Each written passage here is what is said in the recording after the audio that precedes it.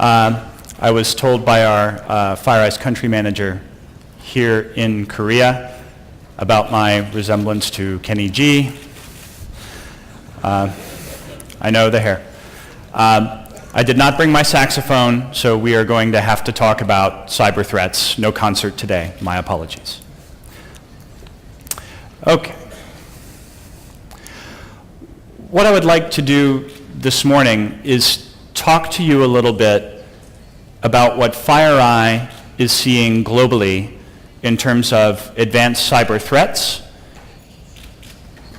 and the things companies are doing that are both successful and unsuccessful in dealing with them.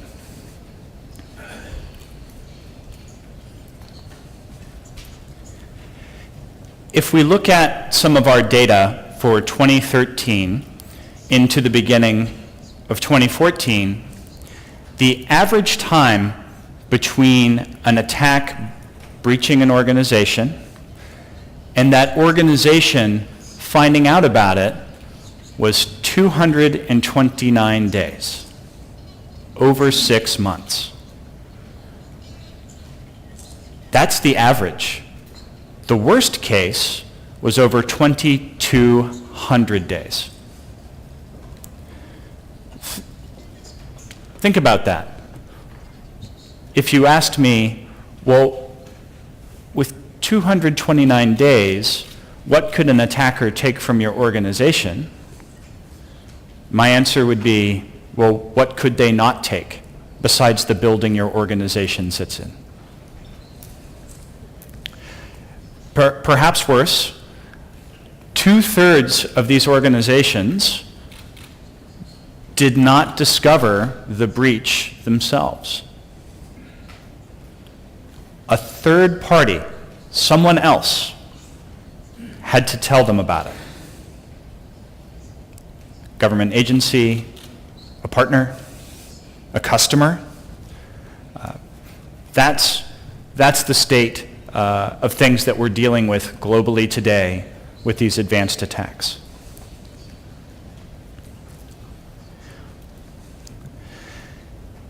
If we look at the organizations that are being attacked by sector, we really can't find a sector that's not included in the list. The largest are ones you might expect, high-tech industries, government, but even education, legal services, all are potentially impacted.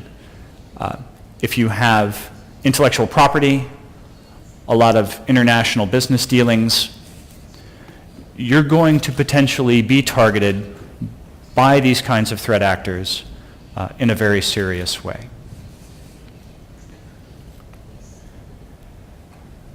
Two interesting trends from last year.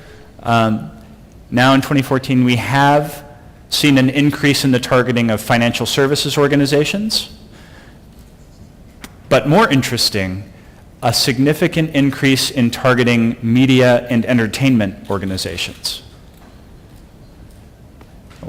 Why would that be?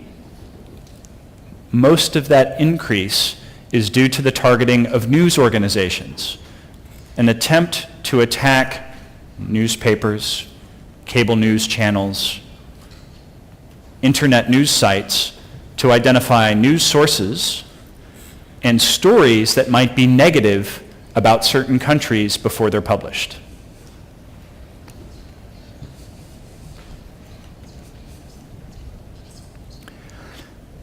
Another interesting fact, when attackers use malicious software, malware, we say in the US,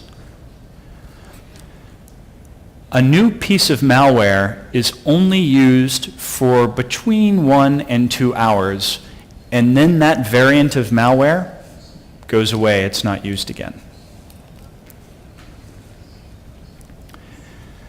Saying that differently, 2/3 of malware we see exists only once, we see it used only one time. 85% of it disappears after an hour. Interesting. Well, why is that? what we're seeing is attackers craft every attack to be specific to a victim. If I attack one high-tech company today, I use one piece of malware, one variation. If I attack a different company tomorrow, I use something completely different. Every attack is custom. We'll talk about why that's important in just a little bit.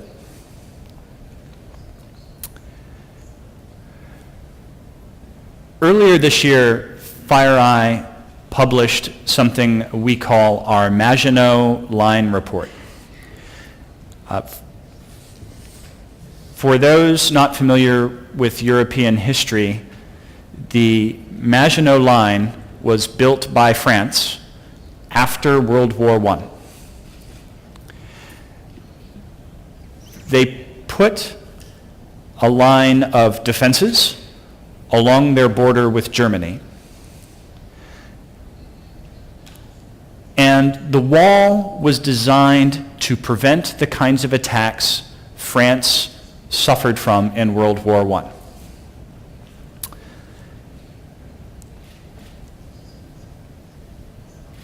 In World War II, when Germany attacked France, they had evolved their technology in terms of their tanks and evolved their tactics and went around the Maginot Line through Belgium and conquered France.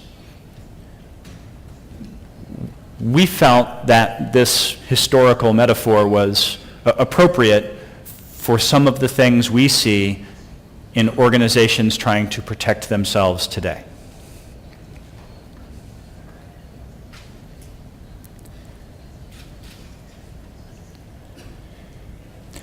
In the report, we review 1,200 different organizations. They're not FireEye customers.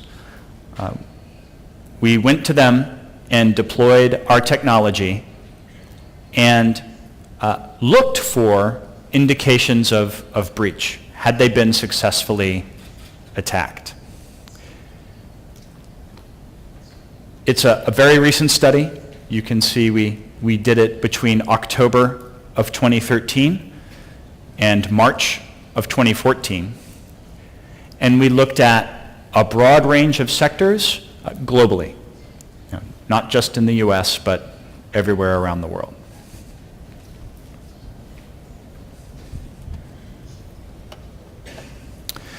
Here's what we found. 97% of those 1,200 organizations were in fact compromised and they did not know it.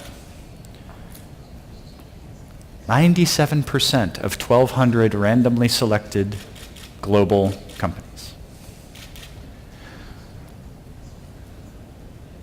27% of those attacks were consistent with what we would define as APT, nation-state sponsored advanced attacks. And where those attacks were successful, we found that the victims didn't just miss one thing. It wasn't one little piece of malicious software they didn't see. On average, they missed over 120 different pieces of malicious software being used against them in their environment.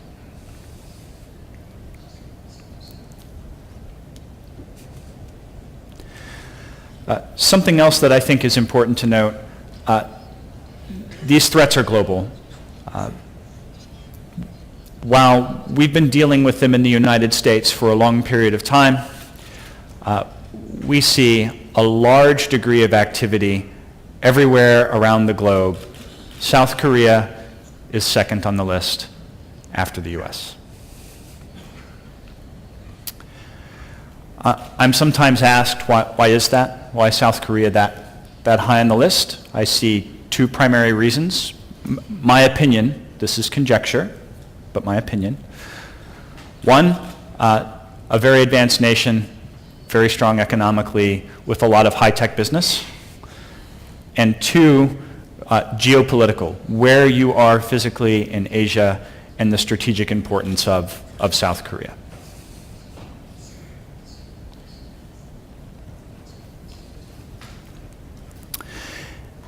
As many of you probably know, FireEye acquired Mandiant last year, and in 2013, Mandiant published our APT1 report, which documented attacks against global organizations by a Chinese military unit.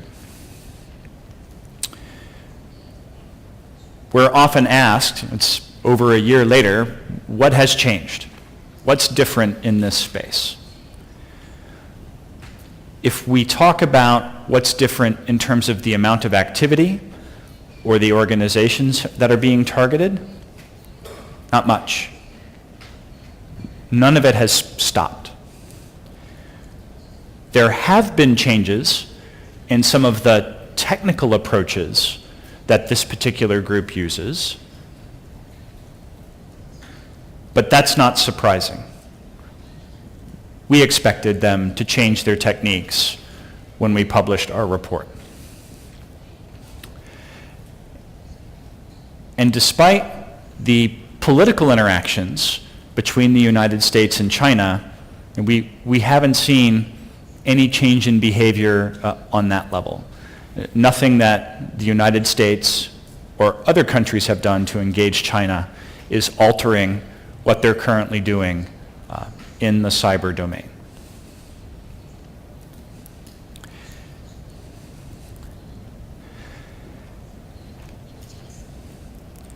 Now, we're not surprised by that. We did not publish this report thinking, that'll stop it. We published a report. That's not realistic. We published it because we wanted the opportunity to educate so we could have a conversation about what's really happening, so organizations, like the ones you represent, could be better educated to protect yourselves.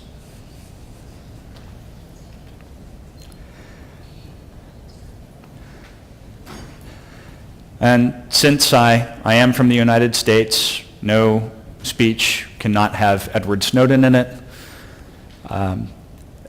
A very significant development over the past year were disclosures about the United States' own actions in cyberspace. And to further complicate matters, the US government indicted 5 officials associated with the Chinese military unit that Mandiant reported on in 2013. Now, I should point out, the US government did that not based on our report, but based on their own information, their own intelligence. But it's interesting to see that our intelligence as a private company and a government's intelligence reach the same conclusion. I think it proves out many of the things that we claimed in our report last year. If I were to make any prediction, it's that more things will happen in the future between the governments of various countries that make this conversation about the threats to private organizations in cyberspace more complicated, not less complicated. I think there's more to come that will make our jobs perhaps a little bit harder.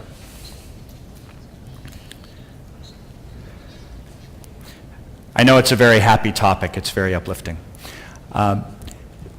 Let's talk a little bit about some of the more detailed things that we're seeing in terms of attack behavior.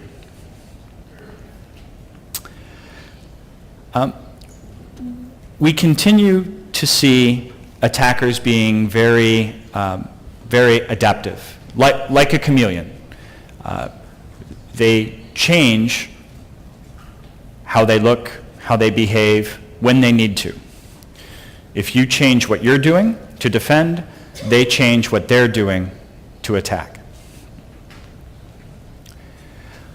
I wanted to talk about 3 specific examples. One is the way in which attackers are changing how they persist in your environment, how they ensure they stay, maintain access after they get inside your network. Another is an evolution in how attackers are using social engineering, how they're trying to trick your employees or your staff to taking actions that result in a successful attack. And the last is how attackers are using your own IT infrastructure against you. All changes we've observed in the past year.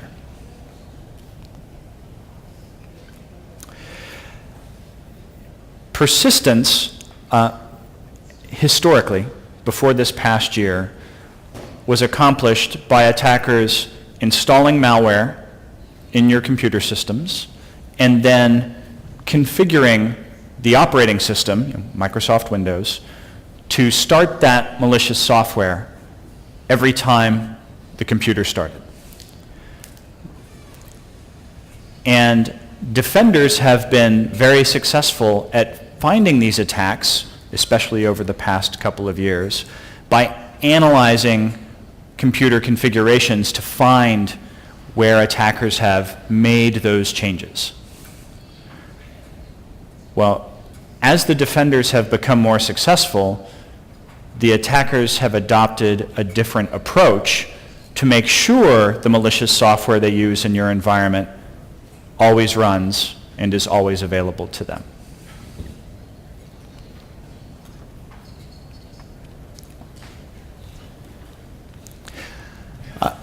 The attackers are using a technique now that we call DLL search order hijacking.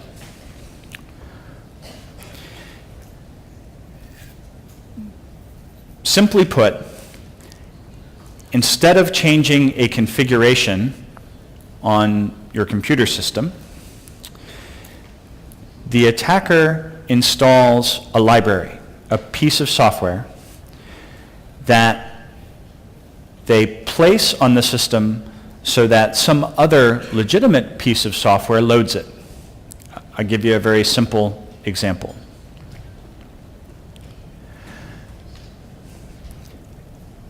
Every time your computer starts, a process called Windows Explorer also starts.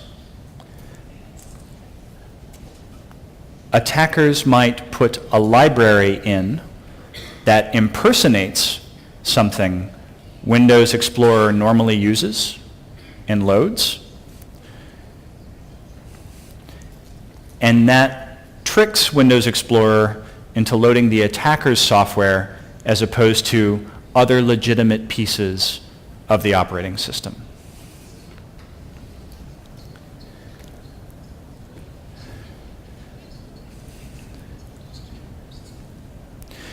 This is very difficult to detect. Instead of looking at configurations on your computer systems, you have a lot more investigation to do to identify this problem. It's possible to find, but takes more time. It slows you down as defenders. Common theme for how attackers change what they do.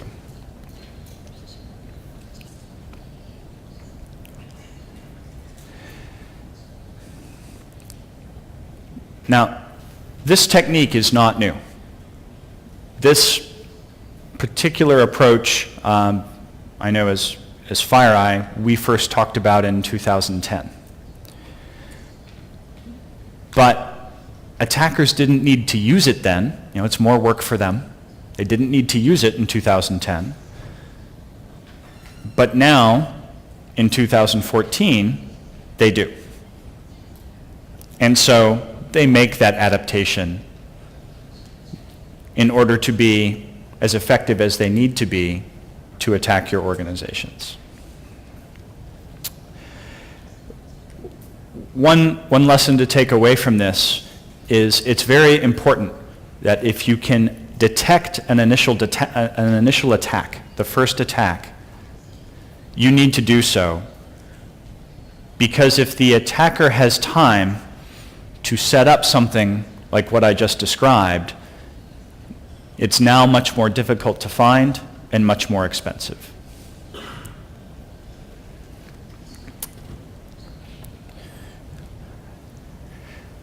Social engineering is not new. It's been used for, gosh, as long as I've been in information security, long time. What is new is we are seeing APT attackers and some APT groups that we know are based in China using a more sophisticated approach. Instead of just sending you an email at work, the attacker identifies accounts you might use outside of work, social media accounts. In the US, Facebook, very popular. In this personal social media account, the attacker starts to talk to you, to build a relationship. Hey, I saw your company is advertising a job in your department. I would love to apply. Can you tell me more about that, for example?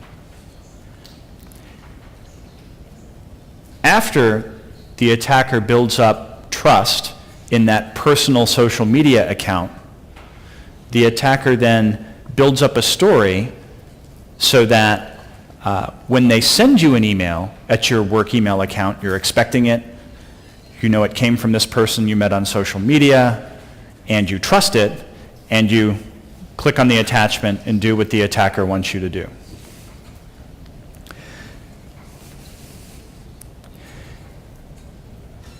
And then lastly, talking a bit about using your own infrastructure against you.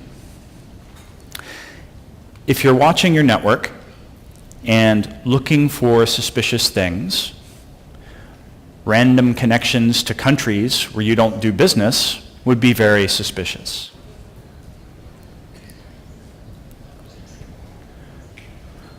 Well, instead of doing that, we see attackers using your own IT infrastructure, for example, some of your company's web servers, to assist in the compromise. So what might happen is the attacker delivers malicious software to your users, again with some of the social engineering attacks I described. Your users click on the attachments, the malware runs, and it has a command and control connection that goes back to the attacker. But first, it goes to one of your web servers before going back to some other location where the attacker might be. Again, making detection, while not impossible, significantly more difficult.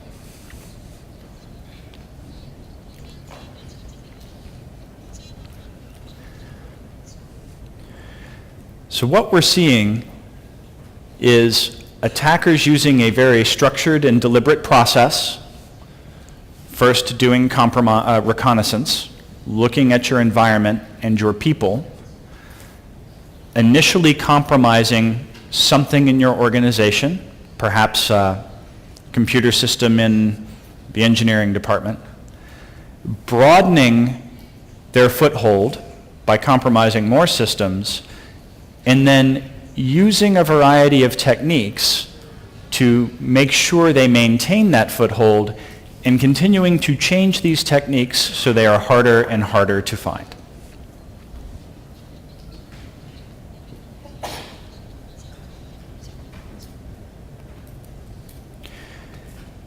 The key lesson to take away is every day the attacker's behavior changes and it's new. So if we start talking about what's working, keep that in mind. If you also are not evolving and changing and trying to understand how the attacker is changing, then you're probably not going to be effective against these kinds of problems. Let's talk about a couple of things. I talk to a lot of information security organizations around the world, and I typically see two different mindsets.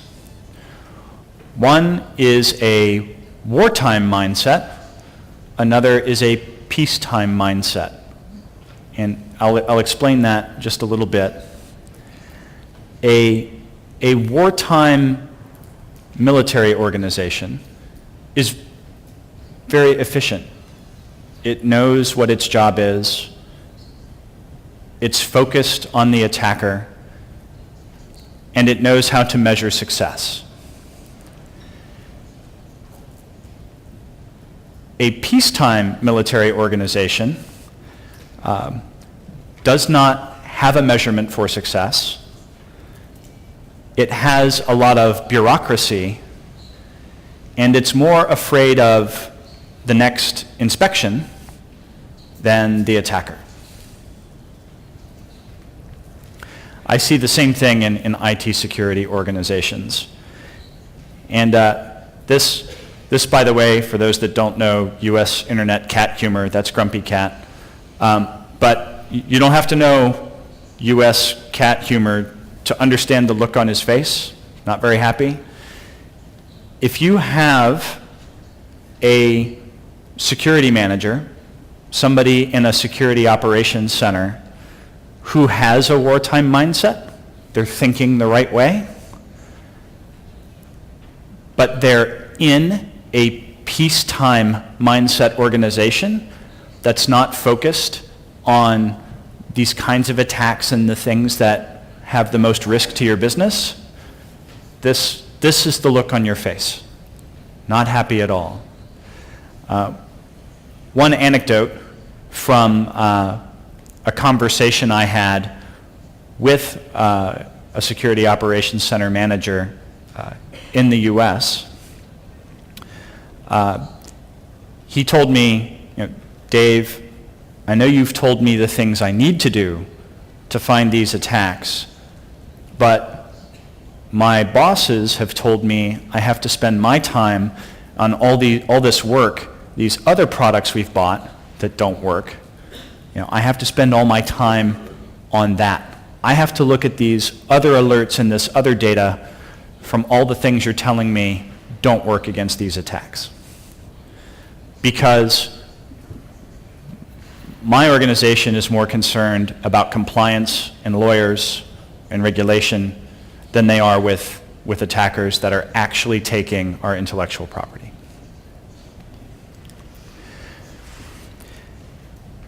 And that leads me to something else I've tended to see in a lot of IT security organizations, and that's buying products and solutions that make a lot of work for you. You buy a technology, and because it generates so much information, you have to hire people to deal with it. That's terrible. You bought a product that reduced your agility. You bought a product that's measuring its value and how much work it makes you do, as opposed to how much work it saves you and how much it reduces your risk. And that's very common, extremely common. Well, how did we end up there? Is it because we as security vendors have not done a good job and made terrible products that make a lot of work? Is it because security customers haven't been more demanding for the things that matter for you to do your job? I think it's a chicken and egg kind of question. The answer is probably a little bit of both. One other area where I see challenges is as IT security professionals, we use this idea of defense in depth a lot. Here's what defense in depth means to the military. It means you're trying to delay rather than prevent the advance of an attacker. You're trying to reduce the attacker's momentum over time and push the attacker back to their starting position. Okay? Pretty straightforward.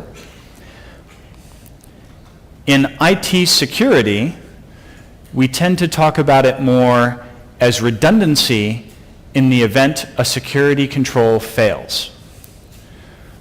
We lost something very important in this definition. We lost the definition, the fact that there's an attacker. That what we're defending against is not some piece of technology, but another human being whose job it is to take our stuff.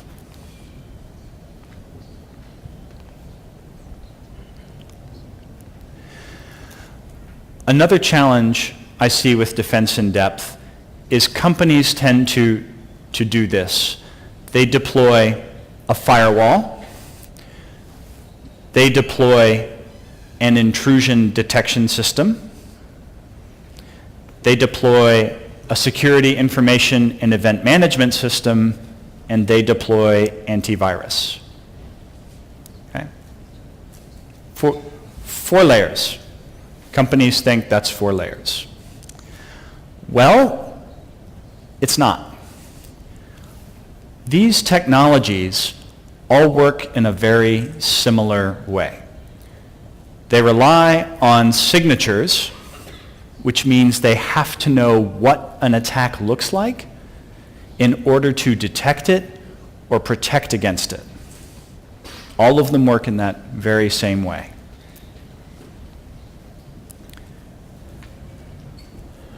Well, you don't have 4 layers there. You have 1. You have a signature-based protection layer. And that's okay. That's okay. You need that. But it's not defense in depth. Defense in depth looks more like this, where you use different approaches in your technology to add layers. So one layer might be signature-based, okay? But another layer might be behavioral. How do you detect things that you've never seen before? Signatures can only detect things that someone else has seen. But if every attack is custom made for your organization, how can anyone have seen it before? I'll go back to my prior slide talking about the average lifespan of a piece of malware that FireEye sees is 2 hours. And then we never see it again. Every attack is new. And so you have to have a way to find those problems in addition to finding problems that you already know about. And so you need different technical approaches, behavioral, data analytics, and you need an expertise layer, a human layer, because the attacker is a human. Therefore, the defender must also be a human. Computers can't beat humans at chess, not the best humans. How can any one product I as a vendor sell you defeat a human who's attacking you? You must also have expertise. Well, what do you need to do? You need to think about implementing a continuous process with technology, with expertise, with intelligence about attackers, where you are detecting attacks that you are probably missing today, preventing the attacks you can prevent, analyzing attacks when they occur, and then resolving them, and investing so that this process happens all the time and happens very quickly. it's very important that the business executives in your organizations, the CEO, for example, understand it's not just detect and prevent. That can't solve the problem by itself. They also need to understand this is something you always have to do because the problem is not going away.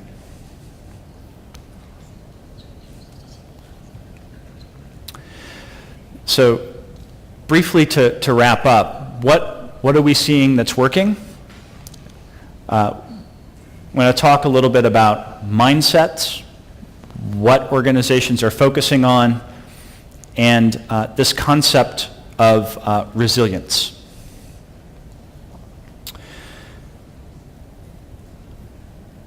The most successful organizations I see at protecting themselves have a wartime mindset.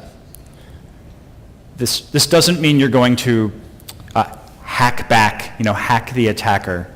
That's not what I mean. It means you're focused on protecting yourself from the attacker. You know it's a human being, and your organization understands that your job every day is to work against that person or people in protecting your environment. And it's vitally important to be successful over the long term that business executives, besides the Chief Information Security Officer, understand this. Beyond compliance, having to comply with rules from the government or industry, procedures, they will never protect you from attackers, ever.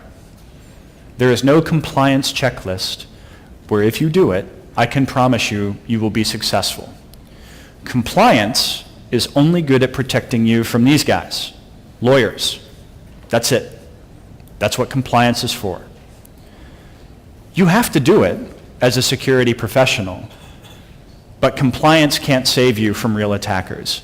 And you have to understand that and make the necessary investments in order to deal with that reality. And then lastly, resilience. This, for those that don't know, that's a honey badger. And why do I have that up there for resilience? A honey badger in its native environment will stick its head in hornets' nests, will hunt and get bitten by poisonous snakes, will get stepped on by larger creatures, and it just keeps going. You have to understand that you will be attacked. You cannot stop an organization, a professional attacker, from wanting to come after you. You have to be able to deal with that and deal with that without disrupting your business. You have to be resilient.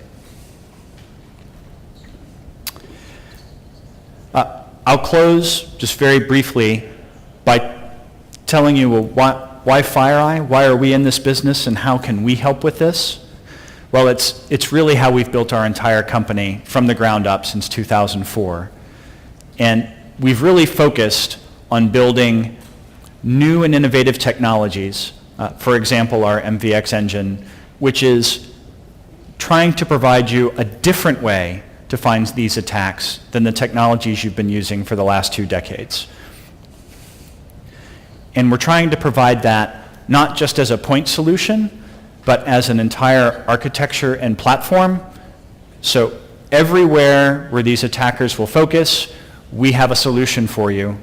And if you get multiple pieces of this platform, they work together, and they work together in a way that doesn't create work for you. You don't have to go ask for 4 new people when you buy new technology. That's ridiculous. You should never have to do that. We're trying to make you more efficient and more effective against these adaptable, agile attacks.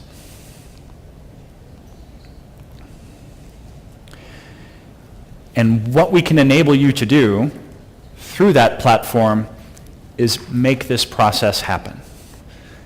I can't just sell you a magic product that will make all your problems go away in IT security. I can sell you a platform that will enable you to implement this process so that your experts are more effective dealing with the attacker's experts every single day.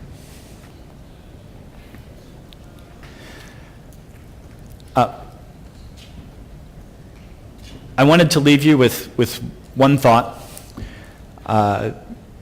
as we go to the next session. At the end of the day, you, as security practitioners and customers of the security market, you drive my behavior.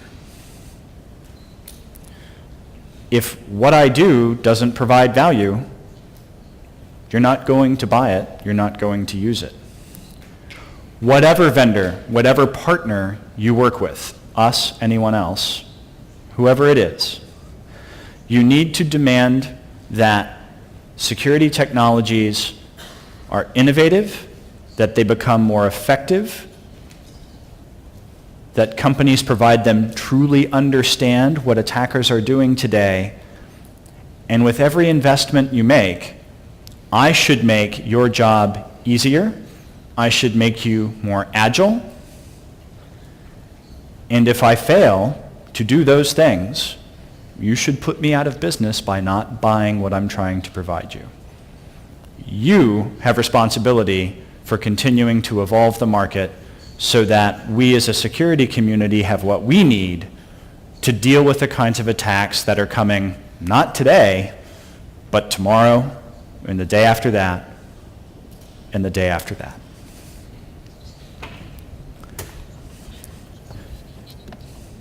That's all I have for you this morning. Thank you all very much on behalf of myself, the Korea FireEye team, and of our Chief Executive Officer, Dave DeWalt. We appreciate you taking the time to come hear what we have to say today and joining us in the forum, and I hope very much you enjoy the rest of the day.